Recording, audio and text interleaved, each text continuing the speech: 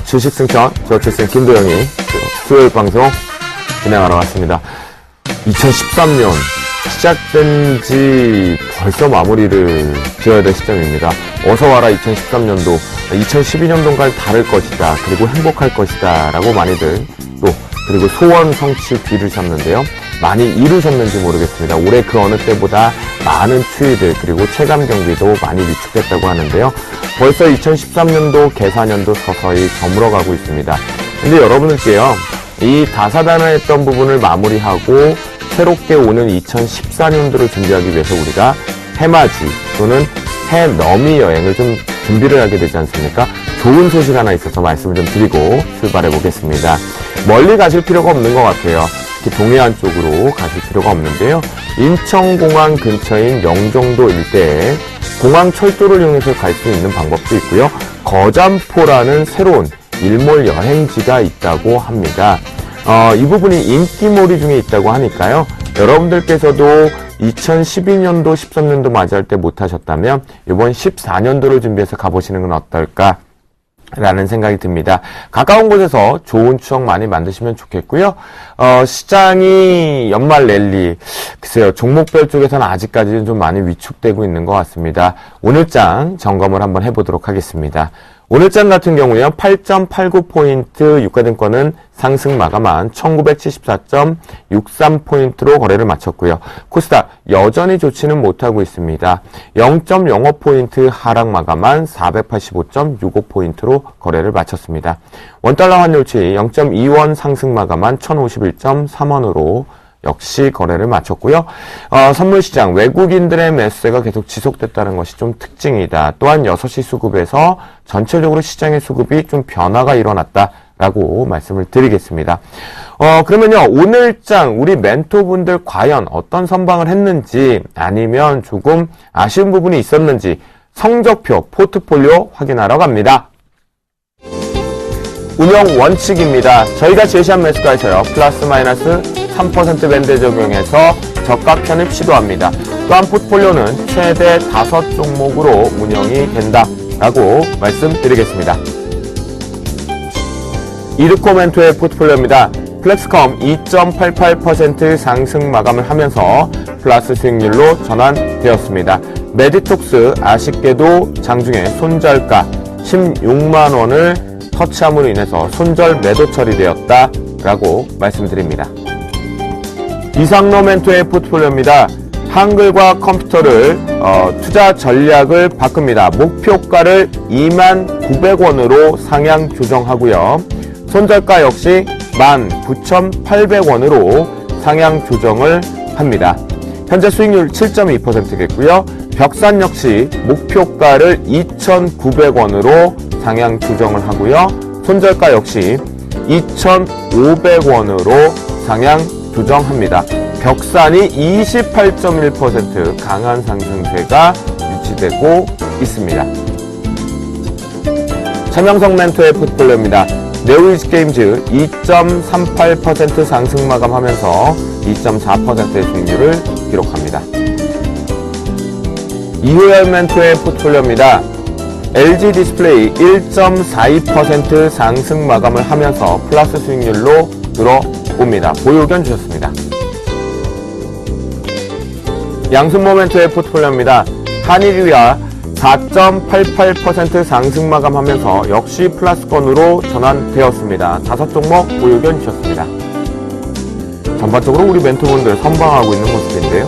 예병금 멘토의 포트폴리오입니다. LIG 손해보험이 아쉽게도 장중 32,200원을 손절가를 터치했습니다. 그래서 편입된 지 얼마 되지 않아서 짧게 손절 매도 처리되었다라고 말씀드리겠습니다. 나무르멘토의 포트폴리오입니다. 화요일장 승천주로 한화케미칼 2만원의 신규 편입 성공했습니다. 김용준 멘토의 포트폴리오입니다. 화요일날 매도 의견 주신 대로 휴비츠 오늘장 시초가인 1,550원에 휴비츠가 이익 실현 2.4% 확정되었다라고 말씀 좀 드리겠고요. 휴비츠죠. 화요일장 승천주로 사파이어 테크놀로지 32,300원으로 신규 편입되었습니다. 네, 바로 이어서 정동욱 멘토의 포트폴리오입니다. S에너지 3.23% 상승 마감하면서 낙폭을 축소하고 있습니다. 정재훈 멘토의 포트폴리오입니다. 실리콘업스 2.37% 상승 마감하는 모습에서 낙폭을 축소했고요. 처음 NC가 아쉽게도 손절가 10,000원을 터치했습니다. 그래서 손절 매도 처리되었다라고 말씀드립니다. 하림홀딩스 손절가가 아니라 이익 실현 가격입니다. 현재 화면에 보이시는 대로 이익 실현 가격을 4,200원으로 상향 조정해 주셨습니다. 62% 수익률 기록합니다. 수익률 베스트 보겠습니다. 이상로 멘토의 벽산 28.1%로 2위권이겠고요. 최명성 멘토의 스페코 13.1%입니다. 이월 멘토의 원익 IPS 10.2%겠고요. 김용준 멘토의 일아이콩 10.1%의 수익률을 기록 중입니다. 수익률 베스트 1위입니다. 정재훈 멘토의 하림홀릭스 62%로 여전히 1위를 달리고 있습니다.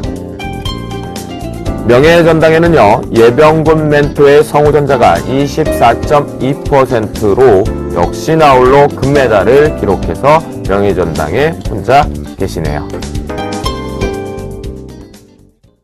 네, 그러면요, 오늘 빠르게 출연하신 멘토분들 인사 먼저 드리도록 하겠습니다. 오늘은요, 수요일 방송을 책임지러 온 정동욱 멘토, 그리고 정재훈 멘토가 함께 하십니다. 안녕하십니까? 네, 안녕하세요. 네, 시장이 상당히 녹록지는 않은 것 같습니다. 특히나 코스닥 종목군들의 심리가 최악의 상황으로 좀 치닫고 있다라고는 하는데요. 그래도 분명히 여기서 희망은 조금씩 보이는 오늘 오후장이었던 것 같습니다. 두 분은 어떻게 바라보고 계셨는지 정재훈 멘토를 통해서 먼저 살펴보도록 하겠습니다. 예, 일단은 차별화가 지속적으로 좀 진행이 되고 있다라고 좀 보셔야 될 것 같습니다. 거래소 시장은 나름대로 이 수급이 좀 약간 전환되는 그런 모습들이 나타났었죠. 프로그램 매수세가 좀 유입이 되는 그런 모습들이었었는데요. 코스닥 시장은 기관이 계속적으로 좀 매도가 나오면서 일단 지수가 추가적으로 밀려내려는 그런 모습들이 나타났었습니다. 결국에는 다로 이제 어느 정도 바닥은 나오고 있다라고 좀 보셔도 좋을 것 같습니다. 다만 이제 지속적으로 좀 밀려 내려왔던 만큼 상당히 좀 심적으로 고통스러울 겁니다. 그렇지만 어느 정도 이제 반등이 나오게 된다라면 상당히 좀 강하게 나올 수 있다라는 점을 좀 아셨으면 좋겠다라고 좀 말씀드리고 싶습니다. 예를 들어 작년 같은 경우를 좀 보게 된다라면 하반기에서 연말로 넘어갔을 때 중소형 시장이 상당히 좀 힘들었었습니다. 그러면서 연말부터 시작을 해서 올해 상반기까지 상당히 큰 시세가 났던 부분들 아마도 작년부터 투자를 하셨던 분들이라면 다들 기억을 하실 겁니다. 코스닥 시장도 마찬가지로 그러한 시장 또다시 반복될 것이다 라고 좀 보셔도 좋을 것 같습니다. 지금 당장 힘든 그런 부분들이 있지만 조금만 눈을 감고 기다리신다면 좋은 결과가 있을 것이다 라고 좀 말씀을 드리도록 하겠습니다. 네, 작년의 모습을 가지고 올해를 다시 한번 우리가 예측해 볼 수 있다라는 부분에서 정재훈 멘토 좀 좋은 그림들이 곧 나올 것이다 라는 희망이 섞인 전략을 좀 세워주셨습니다. 정동욱 멘토는 최근의 장 그리고 오늘 장 어떻게 바라보는지 들어보도록 하겠습니다. 저는 개인적으로 국내 시장 너무 소외됐다 이렇게 말씀을 드릴 수가 있을 것 같습니다. 국내 코스피 시장 오늘 0.45% 상승을 보였지만, 역시나 이웃나라인 일본 증시는 2% 이상 상승하는 모습을 보여줬기 때문에, 다소 아쉬운 국내 시장 흐름이 아니었나 저는 이렇게 판단을 하고 있습니다. 그렇지만 코스피 시장 어느 정도는 글로벌 증시와 조금씩 연동되려는 그런 움직임을 보여주고 있기 때문에, 그나마 조금은, 코스닥 대비 안정적이다 이렇게 말씀을 드릴 수가 있을 것 같습니다. 반면에 코스닥 시장 500선을 회복을 못하고 있는 상태입니다. 오늘 장중에 484선까지 내려간 그 이하로 내려간 것으로 알고 있는데 정확히 1년 전에 코스닥 지수가 484선으로 저는 기억을 하고 있는데 1년 동안 해서 이제 제자리를 찾아갔다 이렇게 말씀을 드릴 수가 있을 것 같습니다. 코스닥 시장에서 기관의 매도가 정말 과도하게 나오는 시장이다 이렇게 말씀을 드릴 수가 있을 것 같은데 역시나 외국인 그리고 기관 투자자가 투자자가 선호하는 해지 전략에 의해서 선호하는 종목, 개별 종목에 대해서만 매수를 보여주고 있기 때문에 기타 다른 종목들, 대다수의 종목들이 지금 불안정한 흐름세를 보이면서 조그만 매도에도 투매성, 폭락이 나오는 그러한 장세가 돼버린 게 코스닥 시장이 아닌가 저는 이렇게 말씀을 드리고 싶습니다. 연말에는 원래 대형주가 좀 강세를 보이는 편입니다. 그렇지만 연초가 된다면 코스닥 장세를 조금은 강세로 돌아서지 않을까 저는 이렇게 판단을 하고 있는데 그 이면에는 역시나 여러 가지 이슈들이 있습니다. 그 이슈들을 다 설명해 드리지 못하지만 한 가지 말씀을 드리고 싶은 건 개인 투자자분들은 대부분 코스닥 종목을 선호하기 마련입니다. 그런데 국내 시장 사실상 5월부터 굉장히 코스닥 시장이 안 좋았다 이렇게 말씀을 드릴 수가 있는데 근 7개월 동안 지금 악재를 겪어왔는데 지금에서 이제 다시 코스피로 갈아타는 이런 우를 범하면 안 된다 이렇게 전략을 말씀드리도록 하겠습니다. 네, 그래요. 정동멘토 역시도 지금 중소형주들 상당히 좀 기관의 플레이가 상당히 좋지 못하다. 하지만 희망을 좀 가져보자. 마무리만 좀 잘 짓고 좀 견뎌내고 나면 웃을 것이다 라고 얘기를 좀 해주셨습니다. 두 분의 포트폴리오 이제 점검을 좀 본격적으로 해보겠는데요. 정재원 멘토의 포트폴리오 핵심적인 종목군들만 축출해서 살펴보도록 하겠습니다. 자, 먼저 매도가 차익 실현이 된 리드코프 먼저 좀 말씀을 드려보도록 하겠습니다. 전날 이익 실현이 됐습니다. 아래 꼬리를 좀 달고 올라왔는 그런 모습들이지만 익절가를 터치를 하면서 일단 조금 익절이 됐는 부분들인데요. 아마도 가격적인 조정과 기간적인 조정이 좀 필요할 것이다라고 좀 보셔도 좋을 것 같습니다. 그렇기 때문에 한 템포 쉬어가는 그런 흐름들이 나타날 수 있다라는 점 말씀을 좀 드려보도록 하겠고요. 그리고 금일 손절을 했던 종목을 좀 보셔야 될 것 같습니다. 처음일시가 있습니다. 자, 처음일시 같은 경우 금일 3거래일째 연속적으로 장대인 보험 좀 맞으면서 거래량까지 동반해주는 그런 모습들이 나타났습니다. 그러면서 다시 한번 박스권 하단권역까지 좀 밀려 내려오는 그런 모습들이 나타나고 있는데요. 여전히 추세는 살아있다라는 점, 이 부분들은 좀 기억을 하셨으면 좋겠습니다. 결국엔 241선까지 만약에 이탈되는 흐름들이 나오게 된다라면 추가적으로 이 추세가 이탈되는 흐름들이 나타날 수 있습니다. 그렇기 때문에 아직까지 대응을 못하신 분들이라면 일단 대응이 좀 필요한 부분들이다라고 좀 말씀을 드려보도록 하겠습니다. 네, 그래요. 두 종목 집중적으로 포트에서 제외된 종목에 대해서 얘기를 좀 해주셨고요. 나머지 종목 같은 경우는 보유하겠다 주셨습니다. 정동 멘토의 포트폴리오 점검합니다. 예, 1차적으로 말씀드리고 싶은 종목은 이제 비상교육입니다. 비상교육 포트에 편입한 지 지금 몇 주가 되지 않은 종목인데, 비상교육 지금 잠시 차트를 보시면, 역시나 힘을 비축하고 있는 상태다, 이렇게 말씀을 드릴 수가 있을 것 같습니다.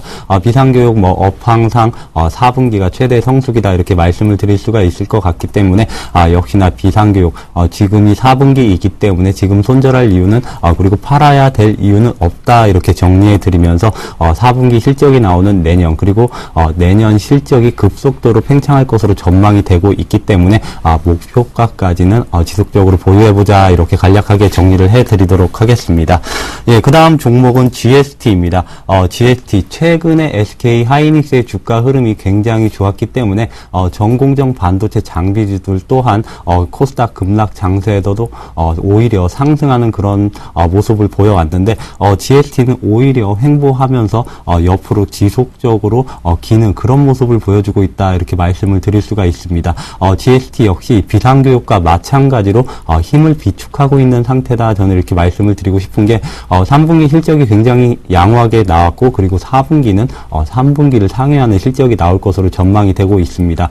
지속적으로 반도체 기업을 바라보자, 이러한 말들이 나오고 있는 상태에서 아직까지 저평가된 숨겨진 반도체 장비주다, 이러한 관점에서는 시장의 주목만 받는다면 상승으로 전환할 가능성이 굉장히 크기 때문에 GST 역시 목표가까지 지속적으로 보유해보자, 이렇게 말씀을 드리겠고, 마지막 종목은 S에너지입니다. S에너지 지금 소폭의 손실 구간으로 돌아섰는데 최근에 장 상황이 안 좋았기 때문에 S에너지가 동반 하락했다, 이렇게 말씀을 드릴 수가 있을 것 같습니다. 그렇지만 지금 기관과 외국인의 수급 상황을 본다고 하더라도 뚜렷하게 이탈되는 모습을 보여주지 않고 있습니다. 그렇기 때문에 S에너지 장 상황이 악화되면서 하락한 것이지 다른 악재는 없다. 오히려 이렇게 떨어졌을 때 저가 매수로 내년을 기대하면서 추가 매수하는 구간이다, 이렇게 말씀드리면서 S에너지도 목표가까지 보유하는 전략을 말씀드리도록 하겠습니다. 네, 그래요. 알겠습니다. 포트폴리오 점검을 좀 해봤고요. 이제 본격적으로 우리 멘토분들이 준비한 시간입니다. 과연 어떤 시황관 그리고 어떤 이슈에 집중하고 있고 어떤 종목을 발굴하셨는지 그 시간이겠죠. 종목 발견 신봤다 출발합니다.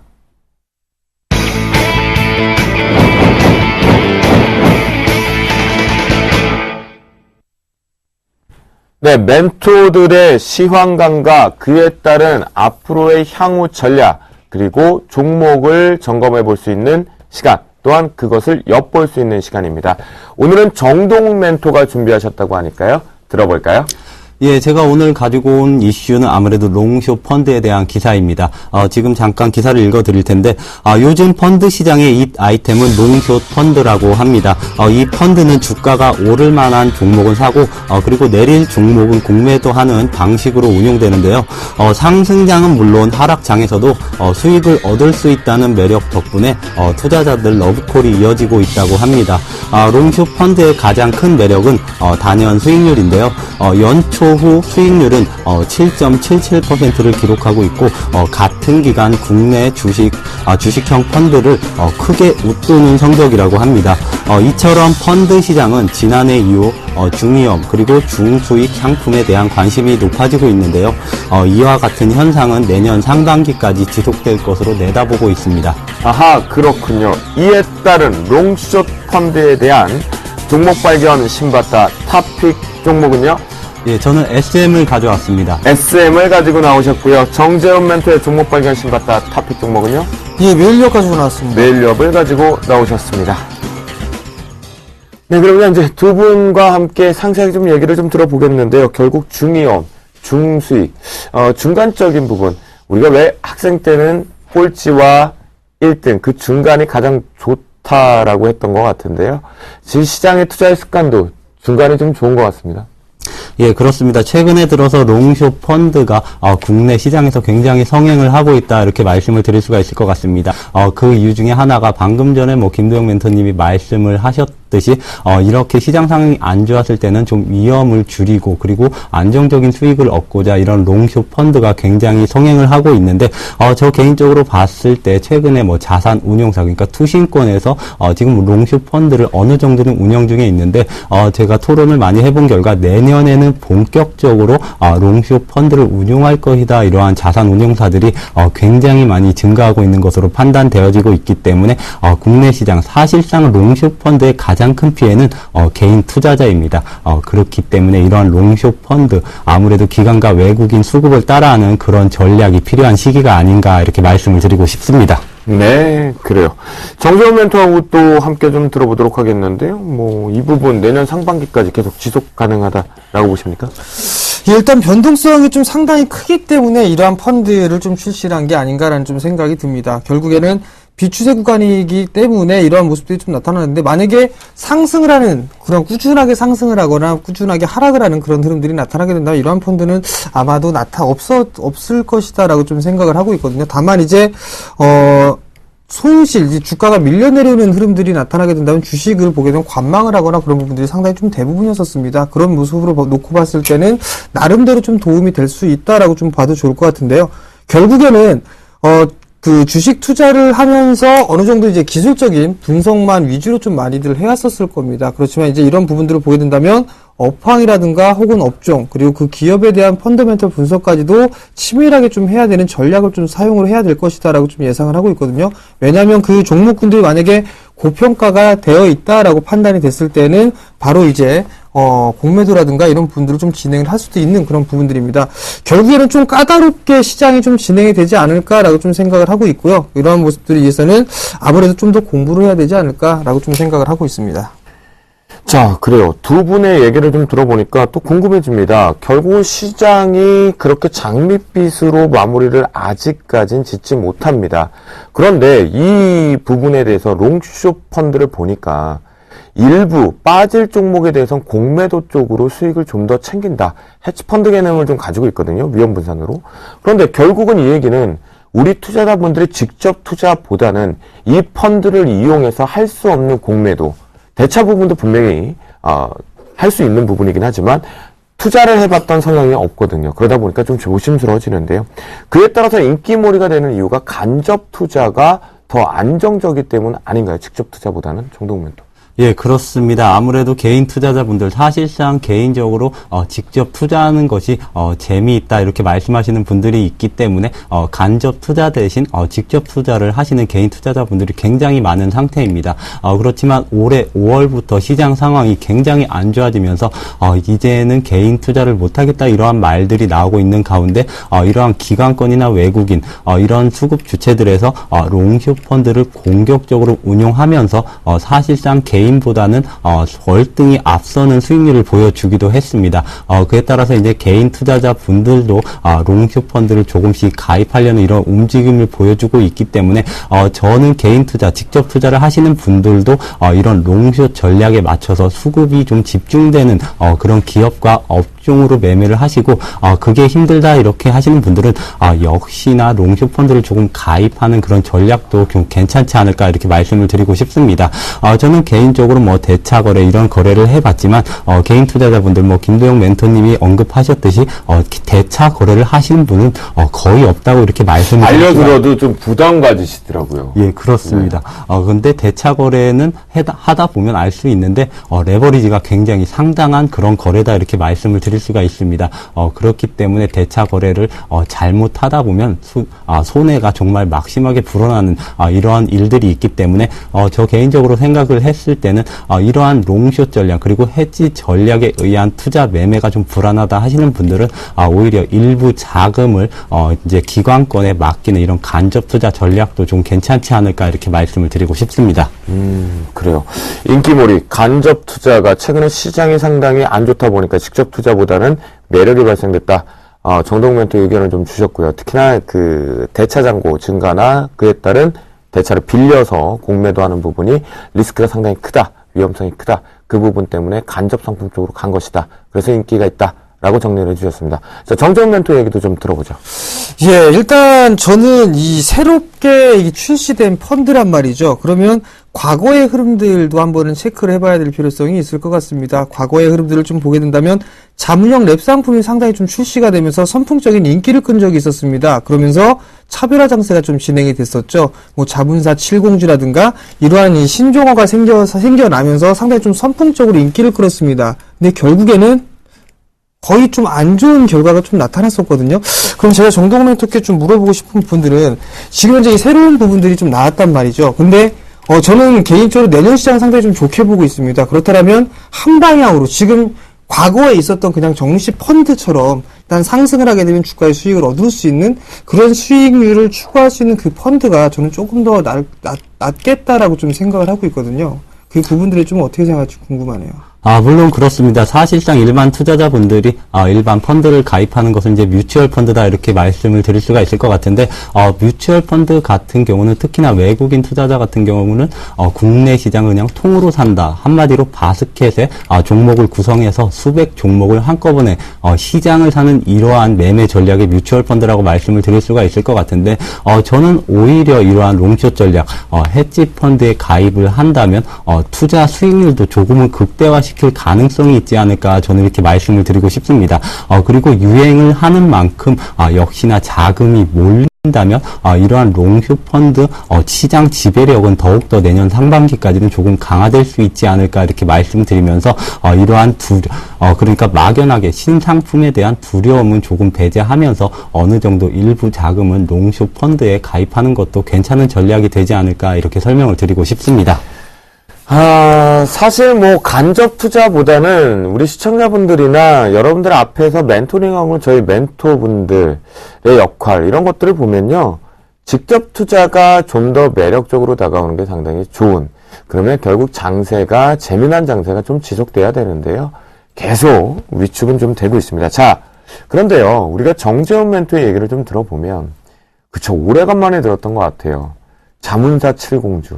그렇죠. 오늘 또 차화정, 신종어들이 좀 많이 생겼던 것 같은데 그 부작용을 살짝 언급을 해주셨어요. 또한 1가구 1펀드라고 하면서 바이코리아 뭐 이런 얘기도 좀 있었고요. 근데 분명히 이 부분이 부작용이 있을 수 있어요. 그 부작용 우리가 어떤 부작용을 조심해야 되는지 정재훈 멘토를 통해서 들어보겠습니다. 예, 일단 뭐 의도적으로 공매도를 치면서 예를 들어 주가를 상승을 시키지 못하는 그런 부분들도 있을 것 같습니다. 그리고 또 그런 부분들뿐만이 아니라 어느 이 종목 루머라든가 이런 부분도 좀 생겨날 수 있다라고 좀 보고 있거든요. 다만 이제 주식이라는 거는 상승을 해주는, 보통 알고 있는 부분들은 상승을 해야지만 수익을 낼 수 있는 그런 부분들인데요. 그렇지 못하게 의도적으로 좀 할 수도 있다라고 좀 생각을 하고 있습니다. 즉, 어느 정도 이 실험, 어느 정도 이 결과론적인 부분들, 통계 부분들은 나름대로 만들어져 있지만 시장에 대해서 아직까지 검증이 된 부분들은 아직까지는 없습니다. 즉, 소비자들이라고 볼 수가 있겠죠? 소비자들한테 아직까지 검증이 된 부분들이 아니기 때문에 지금 무작정 하는 것보다는 조금 더 지켜보면서, 왜냐면 과거에 자문사 형태가 그랬었거든요. 그런 부분들이기 때문에 한 번쯤 좀 검증을 해보고 하는 게 좋지 않겠느냐라고 좀 생각을 하고 있고요. 내년 시장에 좋다라면 굳이 이런 롱숏펀드는 굳이 좀 필요가 없을 것이다라고 저는 개인적으로 생각하고 있습니다. 네. 그러면 정재훈 멘토, 부작용은 뭐가 있을까요? 예, 롱숏 펀드 역시나 부작용이라고 하면 역시나 공매도가 아닌가 저는 이렇게 말씀을 드리고 싶습니다. 그렇지만 롱숏 펀드에 대한 부작용이 공매도인데 저는 국내 시장은 조금 롱숏 펀드가 성행할 가능성이 지속적으로 있을 것이다 이렇게 말씀을 드리고 싶은 게 사실상 국내 시장, 증권 시장을 활성화시키기 위해서 맨 처음 외국인에게 증권 시장을 개방할 때 정말 무지막지한 혜택을 줬다 이렇게 말씀을 드릴 수가 있을 것 같습니다. 그렇기 때문에 전 세계에서 가장 개방적이고 외국인에게 제재가 없는 시장이 한국 시장이다 이렇게 말들이 나오면서 완전 개방 시장이다 이렇게까지 좀 표현을 하기도 했었는데 그에 따라서 외국인이 만약에 대차를 할 때도 연간 1% 정도만 금리로 해서 싸게 공매도 대차를 하는 것으로 알고 있습니다.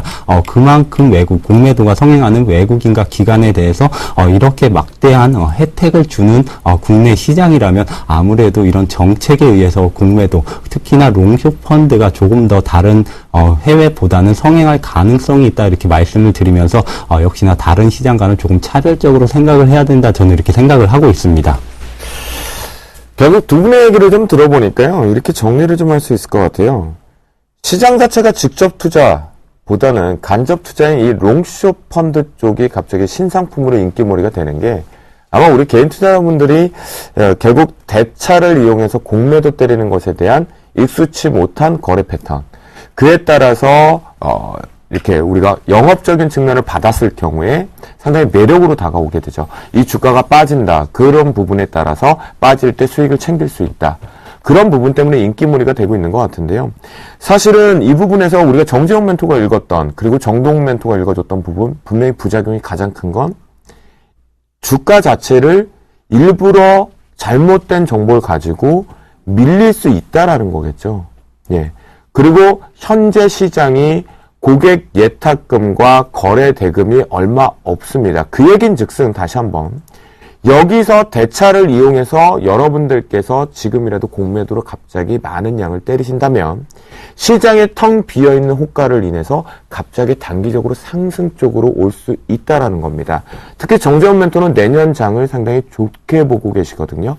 그 관점이라고 한다면 이 롱숏 펀드, 롱 쪽으로 매수를 해서 수익을 극대화내는 방식 쪽을 많이 비중을 가져가면 다행이지만 지금처럼 시장이 위축돼 있어서 요 단기적으로 시세가 떨어지는 쪽에 베팅을 한다라는 건 좀 조심해야 되지 않을까, 그런 주제였던 것 같습니다. 여러분들 만약 롱숏 펀드에 대한 간접 투자를 하고자 하시는 분들이 있으시면요, 좀 꼼꼼하게 투자 포인트를 읽어보시면 좋겠습니다. 자, 그래서요, 두 분이 가져온 종목을 이제 좀 들어볼게요. 이 롱숏 펀드의 수혜, 탑픽 종목으로 좀 보고 계시는 것 같거든요. 정재훈 멘토, SM이거든요. 예, 그렇습니다. 롱숏 펀드의 수혜주가 될 수 있는 건 SM이다 이렇게 왜요? 되게 궁금해요. 롱숏 펀드 앞서 설명드렸듯이 전략 자체가 오를 만한 종목을 사고 떨어질 만한 종목을 공매도 치는 것입니다.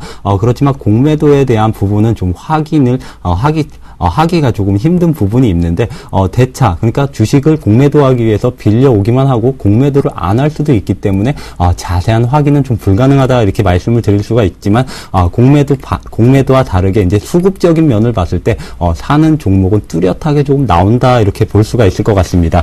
제가 지금 그 관점으로 해서 SM을 가져왔는데 지금 제 개인 화면을 보시면 SM에 이제 수급이 나와 있는 상태입니다.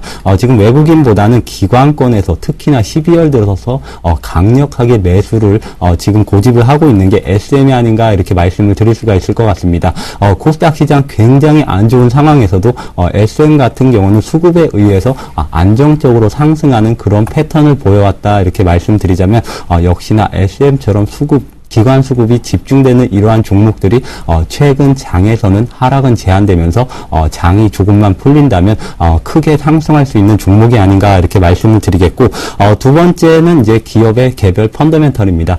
역시나 최근에 국내 시장 그리고 중국 시장에서 굉장히 인기를 끌고 있는 기업이 아니라 그룹이 엑소입니다.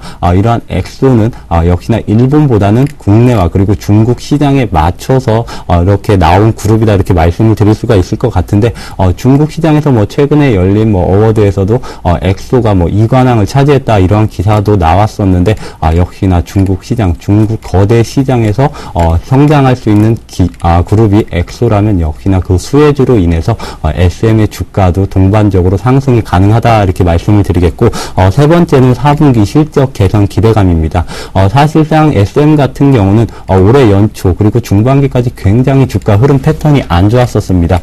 그 이유 중에 하나가 갑작스럽게 실적이 안 좋아졌기 때문인데, 이제는 실적 회복세를 보이고 있다 이렇게 말씀을 드릴 수가 있을 것 같습니다. 3분기에 어느 정도 실적이 턴어라운드 되면서 주가가 29,000원까지 내려갔다가 지금 43,000원까지 상승을 한 상태이지만, 역시나 최대 성수기는 4분기다.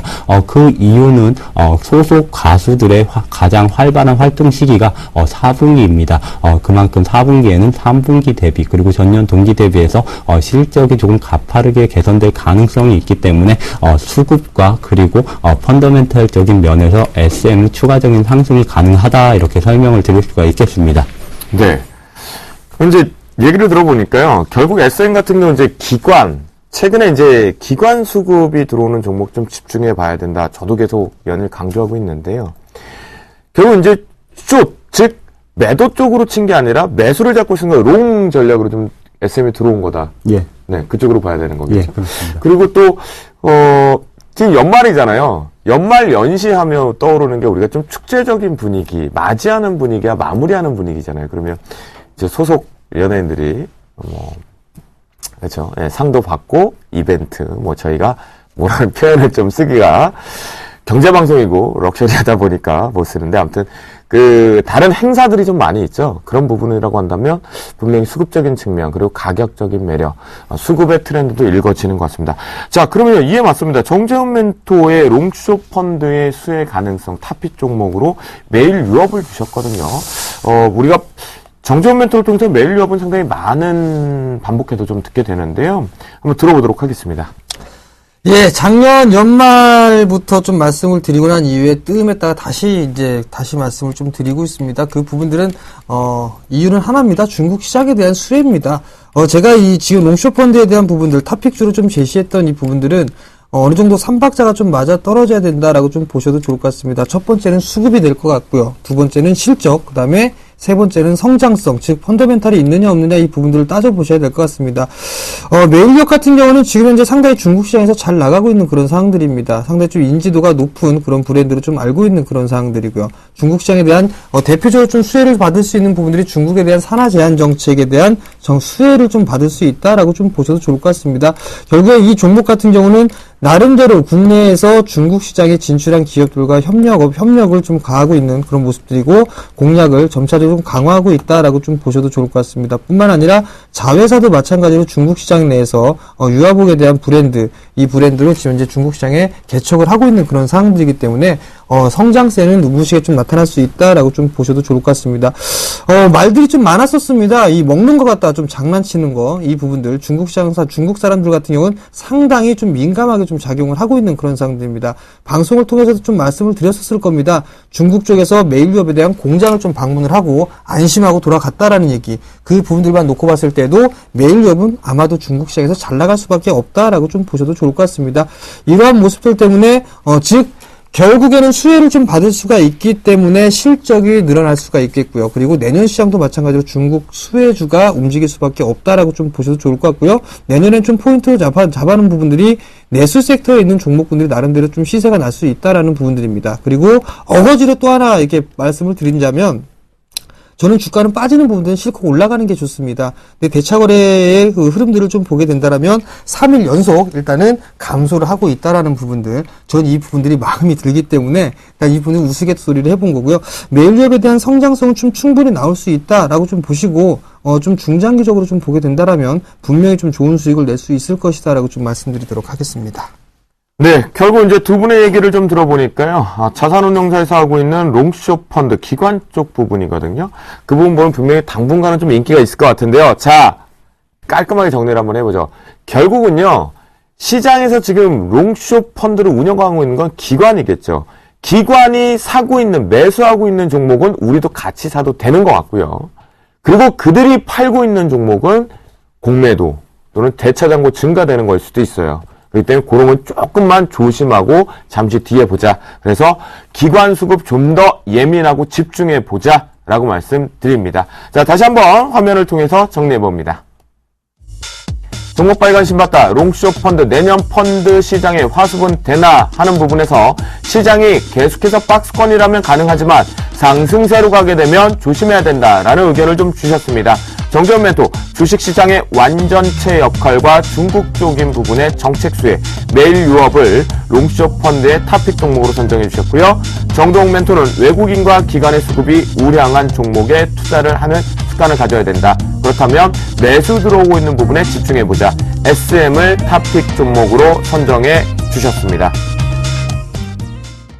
기관 수급 잘 보시고요. 지금부터 내일 어떤 종목을 가지고 포트폴리오에 편입 시도를 하는지 내일 장승천주 출발합니다. 검색창에 샘플러스를 입력하시고 전문가 방송에 접속하시면 서울경제TV 특급 전문가들이 여러분의 포트폴리오와 수익률을 책임집니다. 주식 투자 샘플러스와 함께 하십시오. 이제 얼마 남지 않았습니다. 연말 저는 크리스마스 산타 선물을 만깃날 드렸고요. 여러분들께. 이 두 분이 이제 준비한 시간인 것 같습니다. 어떤 종목인지 화면으로 살펴봅니다. 내일 장승천주로 정재훈 멘토 CJ 대한통운이 나왔습니다. 정동 멘토 팜스토리를 가지고 나오셨습니다. 네, 정재훈 멘토의 CJ 대한통운 많이 들어봤던 종목 같은데요. 그래도 지금 왜 우리가 포트에 들어가야 되는지 연말 선물이 정말 될 수 있는지 들어봐야겠죠. 투자 포인트 출발합니다. 예, 제가 제안을 해드릴 종목은 CJ 대한통운입니다. 뜬금없이 대형주를 좀 들고 나왔습니다. 근데 아마도 좀 생소하신 분이 있을 겁니다. 왜냐면 앞에 CJ가 붙었기 때문이다라고 좀 보셔도 좋을 것 같은데요. 많이들 들어보셨을 겁니다. 국내 종합물류 1위 기업이다라고 좀 보셔도 좋을 것 같습니다. 이 동사 같은 경우는 올해 4월 달이죠. CJ GLS와 좀 합병을 하면서 시너지 효과를 좀 낼 것이다라는 그런 기대감이 있었는데요. 그런 기대감은 산산이 무너졌었습니다. 그러나 내년부터는 상당히 좀 좋은 부분들이 나타날 수 있다라고 좀 보셔도 좋을 것 같습니다. 자, 최근에 날씨가 상당히 좀 추워지고 있습니다. 추워지고 있는데 그렇게 된다면 밖에 외출하는 부분들은 그렇게 많지가 않을 겁니다. 또 여름에는 너무 덥기 때문에 외출을 또 안 하는 그런 부분들도 많습니다. 그렇다면 결국에는 인터넷을 통해서 쇼핑을 하거나 웹쇼핑을 하거나 아니면 홈쇼핑 이 TV를 보면서 물품을 구매하는 그런 유형들이 좀 많이 늘어나고 있습니다. 실제적으로 이 소비 패턴에 대해서 좀 다양화가 변화가 좀 진행이 되고 있다라고 좀 보셔도 좋을 것 같거든요. 그럼 뜬금없이 홈쇼핑주나 아니면 뭐 다른 종목분들을 갖고 오면 되는데 왜 이 종목을 준비를 했냐면 만약에 이 인터넷이나 홈쇼핑을 통해서 물품을 구매를 하게 된다라면 물류가 점차적으로 늘어나는 그런 모습들이 나타날 겁니다. 그렇게 된다면 자연스럽게 대한통운에 대한 실적은 좀 증가가 될 수밖에 없을 것이다 라고 좀 보셔도 좋을 것 같습니다. 뿐만 아니라 지금 이제 연말이죠. 연말에서 내년 연초에 들어가게 되면 성수기로 좀 진입을 하는 그런 단계다라고 좀 보셔도 좋을 것 같습니다. 지금 현재 흐름들을 좀 보게 된다라면 바닥을 다지고 난 이후에 재차 이제 상승 시도가 좀 나와주고 있는 그런 모습들이 나타나고 있기 때문에 추가적인 상승 시도, 즉 단기적으로 일단 가지고 나왔지만 중장기적으로 보게 된다라면 상당히 좀 메리트가 있는 기업이다라고 좀 좀 보셔도 좋을 것 같습니다. 잠깐 좀 차트를 보시면서 좀 말씀을 드려보도록 하겠습니다. 자, 우선적으로 수급적인 부분들을 좀 보게 된다라면 기관 쪽에서는 매도가 나와주는 그런 모습이었습니다만 최근 들어서는 매수로 좀 전환해주는 그런 모습들이 나타나고 있습니다. 연기금 쪽에서 꾸준하게 매수를 해주고 있는 그런 모습들이 좀 인상적이다라고 좀 보셔도 좋을 것 같고요. 반면에 외국인 같은 경우는 11월 하순경부터 집중적으로 좀 매수를 해주고 있다라는 부분들. 그렇다면 어느 정도 이 연말에 성수기로 좀 진입을 해 놓고 있기 때문에 선취매에 좀 들어갔다라고 좀 단순하게 생각을 해볼 수가 있을 것 같습니다. 자, 월봉 차트를 좀 보시게 된다라면 지금 이제 정배열권역에서 꾸준하게 저점과 고점을 높여주고 있는 그런 상황들입니다. 그리고 난 다음에는 다시 한번 상승을 했다가 눌림목 조정을 마무리를 지고 상승을 준비를 하고 있는 그런 과정인데요. 자, 주봉을 보시면 주봉을 쭉 늘려서 보시게 된다라면 2003년, 2004년 이후로 240주선을 이탈한 적이 없습니다. 설사 이탈하는 흐름들이 나온다 하더라도 바로 급반등을 해주는 그런 모습들이 나타난다. 즉, 이 자리 때는 바닥권역으로 인식이 된다라고 좀 보셔도 좋을 것 같습니다. 그렇기 때문에 이 종목을 조정 시에 좀 매수를 해놓고 본다라면 추세적인 충분한 수익을 좀 낼 수 있다라고 좀 말씀을 드려보도록 하겠습니다. 네, 그러면 차트를 통해서 다시 한번 매매 포인트 들어보겠습니다. 자, 우선 차트를 보시면 오늘 종가가 93,100원에 끝났습니다. 상승을 해주고 난 이후에 조정을 받고요. 작은 박스권역의 흐름들을 좀 진행이 되고 있는 그런 상황들입니다. 근데 한 가지 아쉬운 부분들은 거래량이 조금만 더 증가됐으면 하는 그런 아쉬움이 생깁니다. 그렇지만 한 차례 조정을 받는 그런 타이밍을 이용해서 매수를 한번 해보도록 하겠습니다. 자, 우선 매수가는 오늘 종가가 93,100원인데요. 좀 밀려 내려오는 단가입니다. 91,800원 이상에서는 매수를 하지 않겠고요. 91,800원 이하로부터만 매수로 좀 진입하겠다라고 좀 말씀을 드려보도록 하겠고요. 목표가는 103,000원을 제시를 해드리고요. 손절가는 87,000원을 제시를 해드리도록 하겠습니다. 네. 제가 대박플러스에서 이 CJ 대한통운 그리고 홈쇼핑 관련돼서 택배업체 그리고 택배 기사님들이 가장 많이 갖다 주시고 택배 박스, 테림 포장 얘기를 좀 해주셨는데, 제가 그 얘기를 좀 했었거든요. 그리고 다시 한번 지금 CJ 대한통운이 우리 정지현 매도 지금 수익률 1위죠. 맥점으로 좀 들어왔다라는 거 여러분들 잘 따라 하시면 좋겠고요. 일단 저 같은 경우는 그때 수익 실현과 그리고 테림 포장은 아쉽게도 박스권은 좀 이탈, 손절 매도 처리가 좀 됐던 것 같거든요. 박스 안 팔리더라고요. 네, 그런 생각이 좀 들었고요. 택배, 연말 특수 분명히 있을 것 같습니다. 춥다 보니까요. 여러분들 참고하시면 좋겠고요. 우리 정동멘트 팜스토리 들어봅니다. 예, 제가 오늘 가지고 온 기업은 팜스토리라는 기업입니다. 기업 소개를 간략하게 먼저 해드리자면, 그리고 배합사료, 그리고 식육, 도계 등의 사업을 영위하고 있다, 이렇게 말씀을 드릴 수가 있을 것 같은데, 배합사료는 말 그대로 사료입니다. 돼지나 닭, 그러니까, 가축에 사용되는 사료를 판매하고 있다, 이렇게 말씀을 드릴 수가 있을 것 같고, 식육은 그냥 돼지고기라고 생각하시면 되고, 도계 같은 경우는 닭고기를 뜻한다, 이렇게 생각을 하시면 될 것 같습니다. 바로 첫 번째 투자 포인트로 넘어가도록 하겠습니다. 네. 첫 번째 투자 포인트는 곡물 가격의 하락이다, 이렇게 말씀을 드릴 수가 있을 것 같습니다. 곡물 가격의 하락이 왜 중요하냐? 굉장히 중요한 그 사항입니다. 그 이유 중에 하나가 팜스토리 매출 비중 중에 가장 큰 비중을 차지하는 것이 배합 사료 부분입니다. 그런데 이런 배합 사료 같은 경우 옥수수, 소맥 그리고 대두박 등을 원재료로 사용하는데 원재료 비중이 굉장히 큽니다. 지금 팜스토리 같은 경우는 연결 기준으로 해서 매출액이 한 1조 원 정도가 나오는 기업인데 그 중에 5천억 원 이상이 배합 사료의 매출 부분입니다. 그런데 팜스토리 3분기까지 원재료 구매 비용을 보면 3,800억 원이 넘어가고 있습니다. 그렇기 때문에 매출 대비 원재료 비용이 조금 굉장히 크기 때문에 이러한 원재료의 하락은 팜스토리의 굉장한 수혜다, 이렇게 말씀을 드릴 수가 있을 것 같습니다. 지금 잠깐 제 화면을 보시면 국제 곡물 가격 중에서 제가 옥수수 가격만을 조금 차트로 띄워놨었습니다. 옥수수 가격 같은 경우는 톤당, 그러니까 7월 초까지만 하더라도 286달러 부근에서 거래 중에 있었는데 7월 중반부터 급격하게 하락하면서 현재는 167달러까지 굉장히 하락을 한 상태입니다. 이러한 곡물 가격 추가적으로 급하게 반등을 한다 그러면 팜스토리의 이익은 굉장히 안 좋아질 가능성이 있겠지만 저는 추가적으로 하락할 것이다, 이렇게 전망을 하고 있는데 현재 옥수수 올해 세계 총 생산량은 지난해보다 13% 증가한 9억 7천만 톤 수준으로 집계가 되고 있는 상태입니다. 그리고 또 한 가지 중요한 게 기말 재고량인데 기말 재고량 같은 경우 전년 동기 대비해서 40%가량 급증하면서 3억 톤에 육박을 하고 있습니다. 그렇기 때문에 내년 상반기까지 곡물 가격은 상승이 아닌 추가적인 하락세가 이어질 것이다 이렇게 전망되면서 마진 스프레드의 확대로 팜스토리의 실적은 굉장히 좋아질 것이다 이렇게 말씀을 드릴 수가 있을 것 같습니다. 예, 그 다음 두 번째 투자 포인트는 원화 강세입니다. 제가 원재료가 굉장히 중요하다 이렇게 말씀을 드렸는데 사실상 대부분 원재료 옥수수, 소맥 그리고 대두밥 등을 수입에 의존을 하고 있습니다. 그렇기 때문에 원화의 강세는 지금 팜스토리 지금 원재료 비용의 감소로 이어지고 있는데 원달러 환율이 최근에 오늘 기준으로 했을 때도 1,050원 초반대를 기록을 했습니다. 이러한 원화의 강세 기조가 내년까지 쭉 이어질 것으로 전망이 되면서 역시나 실적은 굉장히 좋아질 것이다 이렇게 말씀을 드릴 수가 있을 것 같습니다. 그리고 마지막으로 가장 중요한 포인트가 실적 성장입니다. 지금 팜스토리 같은 경우는 1분기, 2분기 그러니까 상반기에 영업 적자를 기록했는데 3분기에 영업이익 흑자 전환에 성공하는 모습을 보였습니다. 그 이유가 역시나 마진 스프레드 확대에 의해서 영업이익 흑자 전환을 했었는데 4분기에는 조금 더 3분기보다는 나은 실적을 기록할 것으로 전망이 되고 있습니다.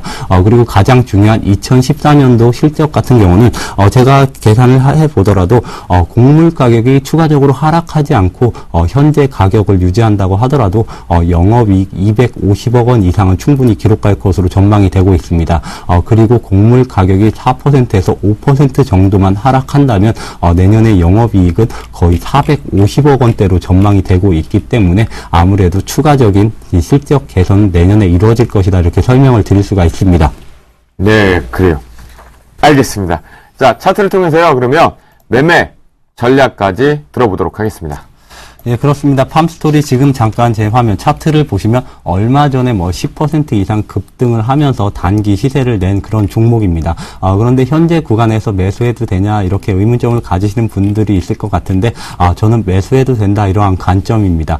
그 이유 중에 하나가 오랫동안 바닥을 다져온 상태에서 거래량을 동반한 지금 장대 양봉이 나온 상태입니다. 그런데 이게 세력, 작전 세력이나 이런 세력에 의한 것이 아니라 기간의 수급화에서 이루어진 것인데 지금 잠깐 제 화면을 보시면 최근에 팜스토리의 기간 수급을 보여주고 있습니다. 오늘까지 해서 기간의 수급이 굉장히 많이 들어오고 있는 상태에 있기 때문에 추가적인 하락보다는 중소형주, 개별주 중에서 주목받을 수 있는 종목으로 추가적인 수급이 집중될 것이다 이렇게 전망되면서 매수 가격은 1,500원을 제시해 드리도록 하겠습니다.